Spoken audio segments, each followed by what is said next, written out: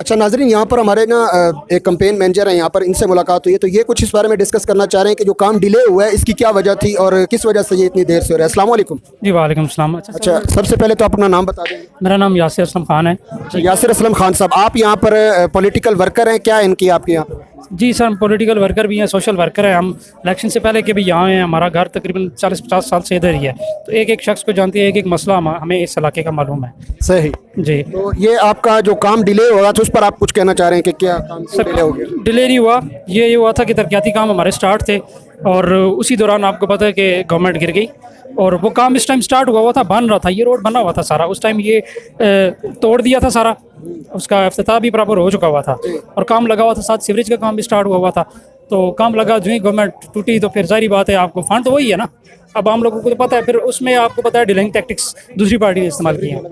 Sewerage भी यहाँ पे साथ डाल रही थी, तो इसी वजह से वो सीवरेज पहले डलती रही है साथ, फिर आपको पता है एक रोड का एक प्रॉपर तरीका होता है, इस वजह से वो बनता रहा साथ और बीच में फिर गवर्नमेंट चली गई इसी वे। इससे पहले एक और रोड है वो मुकम्मल हुए, उधर भी फंड्स गलियों वगैरह में लग रहे थे, वो भी फिर जो ही हमारी गवर्नमेंट गई तो रुक गया फ़ौरन, क्योंकि नई गवर्नमेंट आ गई, उन्होंने रोक दिया और फिर डिलेइंग टैक्टिक्स के तहत उन्होंने ये लोकल बॉडीज़ इलेक्शन थे तो उसको देखते हुए उन्होंने एक तरह फ़ायदा उठाया और अभी आप देख रहे हैं कि क्या हो रहा है।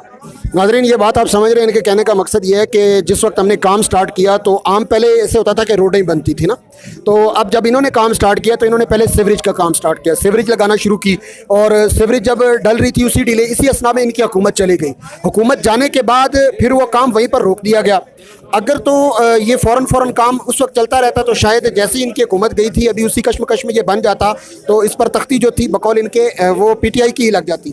लेकिन हुआ ये क्योंकि काम रुक गया हुकूमत जाने की वजह से। बाद में फिर इनके चूँकि ये हुकूमत आई तो इस हुकूमत के आने के बाद फिर ये ऐसा हुआ कि इन्होंने मज़ीद जो आगे काम को है ना फिर बढ़ाया और ऐन उस टाइम पर जब इलेक्शन हो रहे थे। ये कुछ कहना चाह रहे हैं? जी, मैं ये कहना चाह रहा हूँ कि हमें तख्ती से कोई मसला नहीं है, काम होना चाहिए, काम रुकना नहीं चाहिए। लोगों को मुश्किलात हुई हैं, 6 महीने जो काम रुका है, 3-4 महीने लोगों को मुश्किलात हुई है। ये रोड के हालात आप देख रहे हैं, मुश्किलात हुई हैं, थोड़ा सा बना फिर रोक दिया, थोड़ा सा बना फिर रोक दिया।